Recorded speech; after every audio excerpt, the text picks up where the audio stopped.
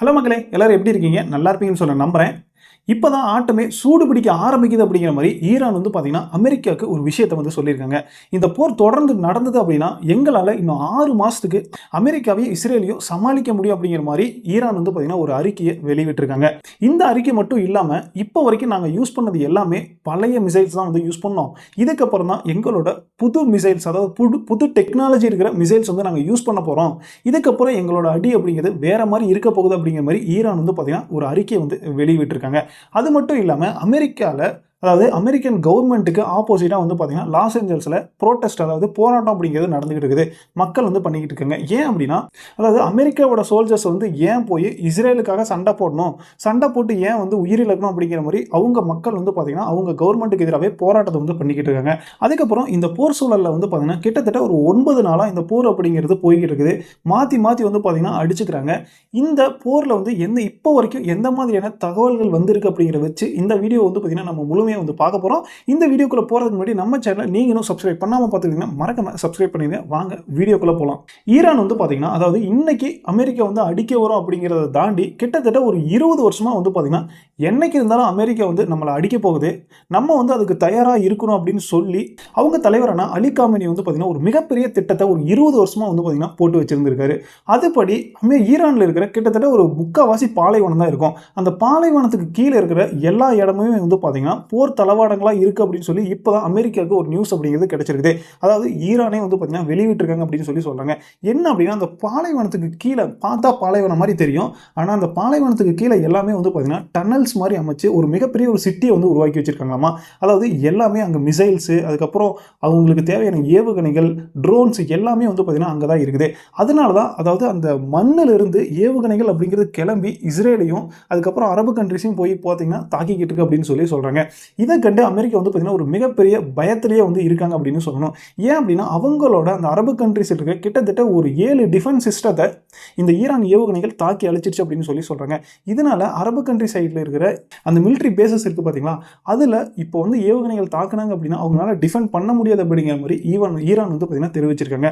அது மட்டும் இல்லாமல் இஸ்ரேல வந்து பார்த்தீங்கன்னா ஒரு மிகப்பெரிய அளவில் டெல் அவிவ்ல ஒரு மிகப்பெரிய ஒரு தாக்குதலையும் வந்து பார்த்தீங்கன்னா நாங்கள் பண்ணிட்டோம் அப்படிங்கிற மாதிரி சொல்லியிருக்காங்க.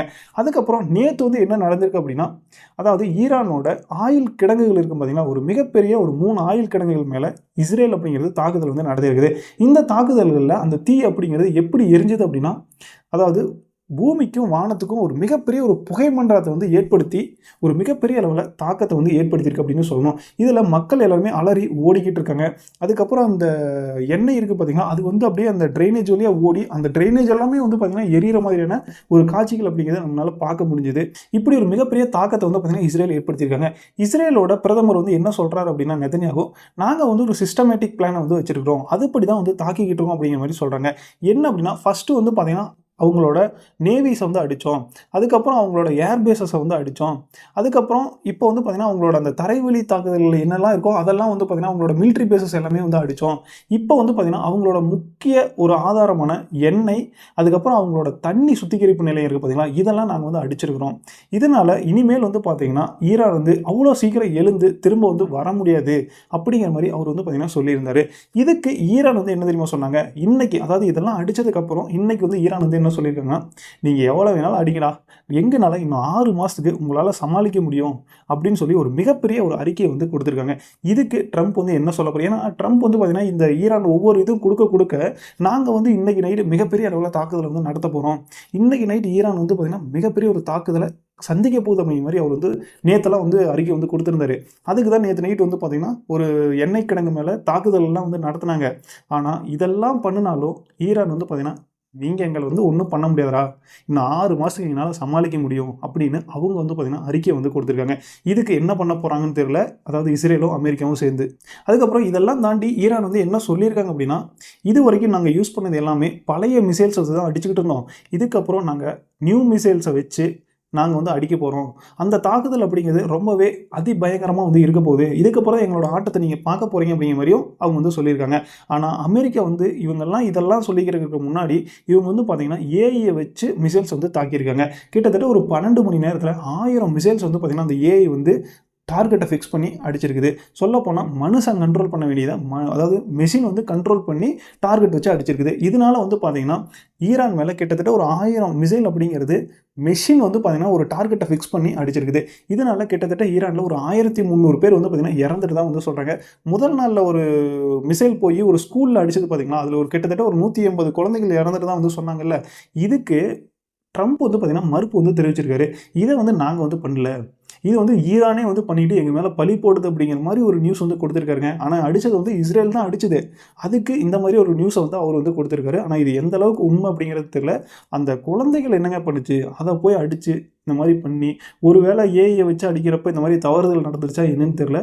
ஆனால் ஒரு மிகப்பெரிய அது ஒரு கொடூர செயல் அப்படின்னே சொல்லணும். இப்படி இஸ்ரேலும் அமெரிக்காவும் என்னதான் அடித்தாலும் ஈரானும் வந்து பார்த்தீங்கன்னா கம்முன்லாம் இல்லை.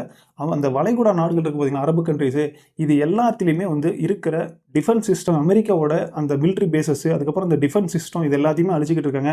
அதுக்கப்புறம் இப்போ வந்து பார்த்தீங்கன்னா குவைத்தில் ஒரு மிகப்பெரிய தாக்குதலை ஏற்படுத்தியிருக்காங்க. துபாயில் வந்து பார்த்தீங்கன்னா ஏர்போர்ட் அடித்தாங்க ரன்வேயில். அதுக்கப்புறம் ஜோர்டான் இருக்குல்ல, ஜோர்டானில் அங்கே இருக்கிற அமெரிக்காவோட ஏர்பேஸை வந்து பார்த்தீங்கன்னா அடித்தாங்க. இந்த மாதிரி நிறைய தாக்குதலை ஈரானும் வந்து பண்ணிக்கிட்டு இருக்காங்க. நேற்று நைட்டு இஸ்ரேல் வந்து அந்த எண்ணெய் கிணங்கு அடிச்சதில்ல, அந்த டைமில் ஈரான் வந்து என்ன பண்ணாங்கன்னா நிறையா மிசைல்ஸ் வந்து பார்த்தீங்கன்னா இஸ்ரேலை நோக்கி அனுப்புனாங்க. அது எல்லாமே அந்த டிஃபென்ஸ் சிஸ்டம் அழிச்சிருச்சுன்னு சொல்லி இஸ்ரேல் வந்து தகவல் தெரிவிச்சிருக்காங்க. ஆனால் எத்தனை போய் உள்ளே விழுந்தது அப்படிங்கிற பற்றி நியூஸ் வந்து இது வரைக்கும் எதுவுமே வந்து வெளியே வரல. ஈரான் வந்து அடித்தது மட்டும்தான் அவங்க வந்து பார்த்தீங்கன்னா வெளியே வந்து விட்டுக்கிட்டு இருக்காங்க. இஸ்ரேலுக்குள்ளே என்ன நடக்குது அப்படிங்கிறதே அவங்க வந்து சொல்ல மாட்டேங்கிறாங்க. ஆனால் இன்னொரு விஷயத்தை வந்து ஈரான் வந்து சொல்லியிருந்தாங்க. என்ன அப்படின்னா, இந்த அரபு கண்ட்ரிஸ் எங்களை நீங்கள் அடிக்காத வரைக்கும் நாங்கள் உங்களை அடிக்க மாட்டோம் அப்படிங்கிற மாதிரி சொல்லியிருந்தாங்க. இருந்தாலும் அமெரிக்காவும் இஸ்ரேலும் வந்து தொடர்ந்து தாக்குதல் நடத்துறதுனால ஈரான் வேறு வழியே இல்லாமல் இந்த அரபு கண்ட்ரிஸ் எல்லாமே வந்து பார்த்தீங்கன்னா கண்டினியூவாக அடிச்சுக்கிட்டு இருக்காங்க அப்படிங்கிறது தான் இதில் உண்மை. அதுக்கப்புறம் இஸ்ரேல் வந்து அந்த சிஸ்டமேட்டிக்காக வந்து அடிக்கிறோம் அப்படின்னு சொல்லுவாங்கல்ல, அதில் வந்து பார்த்தீங்கன்னா இப்போ அந்த எண்ணெய் கிடங்கு, அதுக்கப்புறம் அந்த வாட்டர் பியூரிஃபிகேஷன் இருக்குல்ல, அது எல்லாத்தையுமே வந்து பார்த்தீங்கன்னா பயங்கரமாக அடித்து துவம்சம் பண்ணிட்டாங்க. இதுக்கப்புறம் ஈரான் வந்து என்ன தெரியுமா பண்ண போகிறாங்க, யுஏஇ இருக்குல்ல, அங்கே இருக்கிற இந்த வாட்டர் பியூரிஃபிகேஷன் தண்ணி சுத்திகரிப்பு நிலையத்தை வந்து அடிச்சிட்டாங்க அப்படின்னா சுத்தமாக அந்த அரபு கண்ட்ரிஸில் வந்து பார்த்தீங்கன்னா குடிநீர் பஞ்சம் அப்படிங்கிறது மிகப்பெரிய அளவில் தலைவிரிச்சாடும். ஏன் அப்படின்னா அவங்களோட முக்கிய சோர்ஸே வந்து தண்ணி தான். அந்த தண்ணி அப்படிங்கிறது கடல் நீரை எடுத்து தான் வந்து பார்த்தீங்கன்னா சுத்தம் பண்ணி எல்லாமே வந்து அவங்க சப்ளை பண்ணிக்கிட்டு இருக்காங்க. இப்போ ஈரானில் அமெரிக்கா வந்து பார்த்தீங்கன்னா அதை அடிச்சிட்டாங்க. அடுத்தது ஈரான் கண்டிப்பாக வந்து பார்த்தீங்கன்னா அடுத்து அவங்கள சுற்றி இருக்கிற நாடுகள் எல்லாத்தையுமே வந்து அடிக்கும். அப்படி அடிக்கிறப்ப மிகப்பெரிய அளவுக்கு ஒரு பஞ்சம் அப்படிங்கிறது, குடிநீர் பஞ்சம் அப்படிங்கிறது வரும். இது ஒரு மிகப்பெரிய தாக்கத்தை கண்டிப்பாக ஏற்படுத்தும் அப்படின்னு சொல்லி எல்லாருமே வந்து பேசிக்கிட்டு இருக்காங்க. அதுக்கப்புறம் இந்த மிகப்பெரிய தாக்குதலில் முக்கியமாக பாதிக்கப்பட போகிறது கண்டிப்பாக வந்து பார்த்திங்கன்னா முன்ன சொன்ன மாதிரி மக்கள் தான் வந்து பார்த்திங்கன்னா பாதிக்கப்பட போகிறாங்க. ஏன் அப்படின்னா இந்த தலைவர்கள் ஈகோவில் சண்டை போட்டுக்கிறதுல வந்து பார்த்திங்கன்னா இருக்கிற அப்பாவி மக்கள் மிகப்பெரிய அளவில் பாதிக்கப்பட போகிறாங்க. ஏன்னா ஈரானில் இப்போ வரைக்குமே ஒரு 1300 1400 பேர் வந்து பார்த்திங்கன்னா இறந்து போயிட்டாங்க. இப்போ வேறு அந்த எண்ணெய் கிடங்கு அடிச்சு இதில் எவ்வளோ பேர் வந்து பார்த்திங்கன்னா இறந்துட்டாங்க அப்படிங்கிற தகவல் இது வரைக்குமே வந்து வெளியே வரல.